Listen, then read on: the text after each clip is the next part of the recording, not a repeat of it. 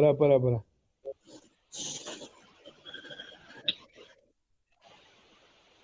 Bueno, la charla que me ha pedido Pedro que hagamos abarca un periodo bastante largo de la historia argentina. Estamos hablando más o menos desde 1830, 1829, 1830, hasta 1930, que es la caída de Irigoyen. Es decir, estamos hablando de China, que es lo que va el periodo que comprende Rosas, dos exponentes claros del movimiento nacional, que son Juan Manuel de Rosas y Hipólito Yrigoyen. Así que yo voy a tratar de detenerme lo menos posible en los hechos históricos, porque si no es imposible dar una charla, necesitaríamos varios días, digamos, ¿no es cierto? Y tratar de ir a la esencia, digamos, desde el punto de vista de lo que significaron ambos como conductores, como hombres del movimiento nacional, y lo que fueron gestando como parte del mundo. La época de Rosas, nosotros podemos decir con precisión que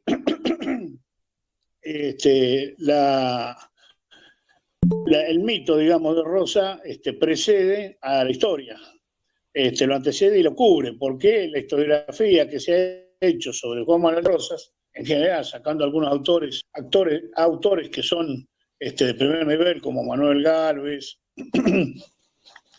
Iruste y tantos otros, la mayor parte de la historiografía liberal ha hecho de todo el periodo de Rosas, defendiendo una democracia limitada y fraudulenta, digamos, ha hecho de la historiografía de Rosas un verdadero ataque a la figura de don Juan Manuel.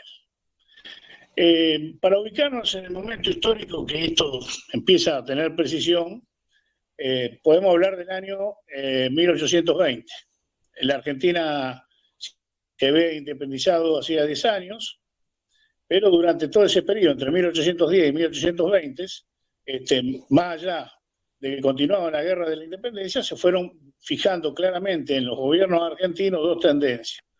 Una que afirmaba o tendía a afirmar las viejas relaciones con España, no negando el proceso histórico que había vivido la Argentina durante más de 3 siglos, con la presencia de España en América, cambiando, digamos, los últimos tiempos, pero que afirmaba, digamos, por encima de todo los sistemas organizativos de América, el municipalismo y particularmente los cabildos, que fueron la base del desarrollo del federalismo de aquel periodo.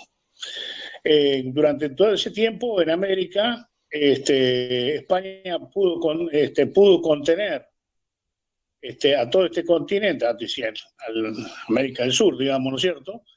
Centro y Sudamérica, a partir de un sistema que establecía un sistema centralizado, que era la monarquía, que la representaba el rey, y un sistema descentralizado en la ejecución, que se hacía en el conjunto de España, en el conjunto de América. Este sistema que, digamos, de alguna manera viene desde España, traído desde España acá y encaja incluso con el proceso cultural local de los aborígenes, particularmente de los incas, es un sistema que tenía una centralización en el gobierno, en este caso España, y una gran descentralización de los municipios y de las regiones que fueron desarrollando un profundo localismo en ese proceso. De alguna manera, cuando se produce la Revolución de Mayo, que no se produce contra España, sino que contra la usurpación que habían hecho de España las tropas francesas, Napoleón en particular, y el reemplazo de Fernando VII, y que aparecen las numerosas juntas en España de distinto tipo. En América se produce un proceso similar, de independencia, sino de cuestionar quién estaba gobernando en ese momento España, que era el Imperio Napoleónico. De alguna manera, todo el reclamo de todas las juntas, que no hubo solamente en Buenos Aires, sino en Chile, en Bolivia, en Colombia, en Venezuela, tenían por objetivo principal la defensa de Fernando VII. Es decir, que no había una ruptura con España, sino una diferenciación respecto a quien estaba gobernando en ese momento España, porque la hispanidad estaba metido en la cultura y en el proceso cultural propio de América. Entonces la Revolución de Mayo aparecen dos tendencias. Una es esta, y la otra, que está expresada también en ese periodo, por aquellos que ya introducían ideas liberales que venían de Europa, de la Revolución Francesa, y que planteaban el liberalismo, o sea, la separación definitiva de España y el liberalismo como política central. Es eso que digamos, de alguna manera acuñó el proceso histórico de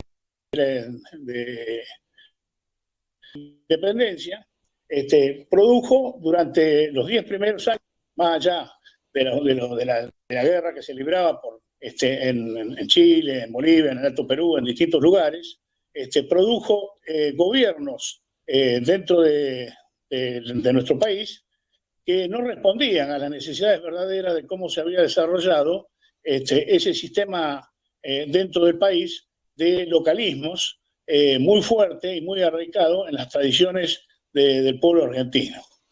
Y el intento centralista de Buenos Aires de manejar todo de Buenos Aires fue produciendo enfrentamientos con los cabildos de distintos lugares, con el de Córdoba, bueno, el de Salta, con el de Paraguay, que incluso tomó un camino que es la independencia del Paraguay. Es decir, hubo procesos y problemas en todos lados por el centralismo porteño que intentaba imponerse sobre los cabildos locales que lo que hacían era respaldar su propia autonomía. Por eso todos los gobiernos que hubo durante ese periodo fueron gobiernos que terminaron enfrentados con el conjunto del país. Primero fueron la Asamblea del año 13, después los triunviratos, los directores, especialmente los gobiernos directoriales, y en el año 1820, López y Quiró y Ramírez vienen con los caballos desde el litoral, se produce la batalla de Cepeda, entran a Buenos Aires, se firman un acuerdo, el Pacto de Pilar, y digamos que el año 1820 es el año de la anarquía en la Argentina. ¿Por qué? Porque las provincias, cada cual toma una autonomía por sí misma. En ese marco es donde empieza a aparecer don Juan Manuel de Rosas. ¿Quién era Juan Manuel de Rosas? Es un hombre que viene de una familia tradicional de Buenos Aires, que tenía campos grandes en el interior de Buenos Aires. Rosa tenía una madre muy autoritaria, Agustina. Decían la tradición que se hacía cebar mate con la gente de rodillas, en señal de que ella era la que mandaba. Y él se cría en ese ambiente, pero muy arraigado al trabajo rural y a la actividad del campo. Cuando tiene 13 años organiza un pequeño grupo militar y participa en las invasiones inglesas bajo las órdenes de Liniers, 13 años de edad, formando una pequeña brigada, digamos, y mandando un grupo de artillería. Después se retira y sigue trabajando en el campo. Cuando se produce la Revolución de Mayo, Rosas ve que hay estas dos tendencias, digamos, una tendencia a respetar lo heredado a lo largo de la historia y una tendencia a negar ese proceso de hispanidad que estaba fuertemente arraigada en las costumbres argentinas. Y aparece una cosa que nada tiene que ver con el pensamiento argentino, sino que es extranjerizante. Y por eso no comparte mucho lo que ocurre a partir de 1810. Pero bueno, se dedica al trabajo rural. Por problemas que tiene, se pelea con su padre, se decide separar. Incluso en ese momento conoce a una mujer, a doña Encarnación Escurra, que la madre y el padre tenían oposición para que se casara con ella, porque decían que era de baja alcurnia. Lo mismo, él se casa, porque arguyendo de que Encarnación estaba embarazada. En realidad no estaba embarazada Encarnación, sino la que estaba embarazada era la hermana de Encarnación, Encarnación Escurra, que estaba embarazada de Manuel Belgrano, es decir, tuvo un hijo con Manuel Belgrano, la hermana de Encarnación Escurra. Y ese hijo, de Manuel Belgrano y la hermana de Encarnación Escurra, va a ser adoptada por Rosas y su mujer, y lo van a criar ellos. Y el hijo, cuando es grande, toma el apellido del padre verdadero y del padre, digamos, que lo crió. Es decir, se va a llamar Rosas y Belgrano. Y va a ser uno de los hijos que más confianza tiene Rosas con él, al extremo que la mayor parte de la administración de los campos que él va a hacer, especialmente la estancia de los Cerrillos, va a quedar en manos de este hijo, a pesar de que él tuvo otros hijos que también los quiso mucho, y una hija que fue su principal apoyo durante toda su vida, y al final de su vida, que fue Mercedes, que fue la que la acompañó durante todo ese tiempo, y durante todo el tiempo de su gobierno. Bueno, él se separa entonces del padre, se junta con un amigo terrero, y juntos van a instalar una industria, una salina, un saladero de carne y de pescado. Se aseguran la provisión de sal, trayendo la sal desde el sur, desde Viedma, con un sistema de transporte de carretas. Acuérdense que en esa época toda esa zona estaba virtualmente ocupada por los indios. Sin embargo, se aseguran la provisión de sal para poder realizar el salado de la carne y del pescado, que exportan ya en esa época a Brasil y a Cuba. Pero la necesidad de exportarlo lo lleva también a producir cría de ganado, y la cría de ganado lo lleva a implantar pasturas, de tal forma que prontamente la estancia, una gran estancia que compra, dividida en 4 partes, que es la estancia de los Cerrillos, se transforma rápidamente, yo diría, en el primer capitalista agrario de la Argentina. Rosas tenía integrado en su estancia la producción primaria, es decir, la producción agrícola. Se decía arar los campos hasta con 50 arados, 60 arados al mismo tiempo. La producción primaria, la producción de carne a partir de la cría de los vacunos, y finalmente el saladero con exportación fuera del país. Es decir, era una explotación integral, agraria e industrial y comercial al mismo tiempo, que abarcaba la totalidad de las actividades. Con ese proceso Rosas se va enriqueciendo como productor, y se transforma en un hombre muy importante, un hacendado de referencia muy importante en la provincia de Buenos Aires y de referencia también en la ciudad de Buenos Aires. Ya que muchos de los hacendados esos vivían ahí en Buenos Aires, entre ellos el primero que lo protege después que se va de la casa, que es Anchorena.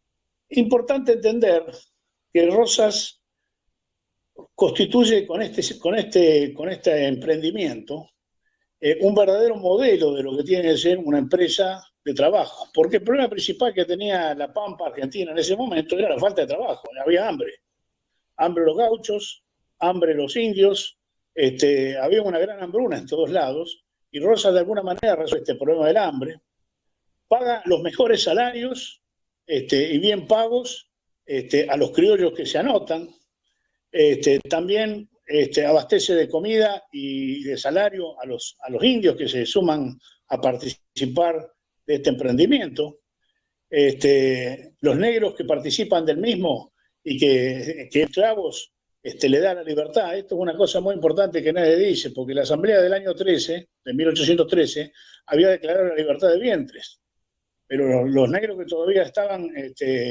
en Argentina, que habían sido esclavos, seguían siendo esclavos. Es decir, la libertad de vientre era para los que a partir de ese momento empezaban a nacer. Los que ya estaban aquí como esclavos seguían como esclavos.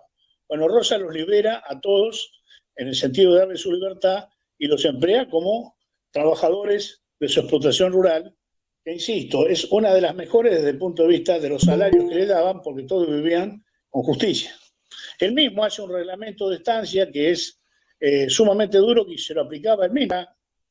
Lo que él que fue creciendo dentro de ese trabajo, una gran autoridad a partir de ser él el modelo de trabajo dentro de la estancia.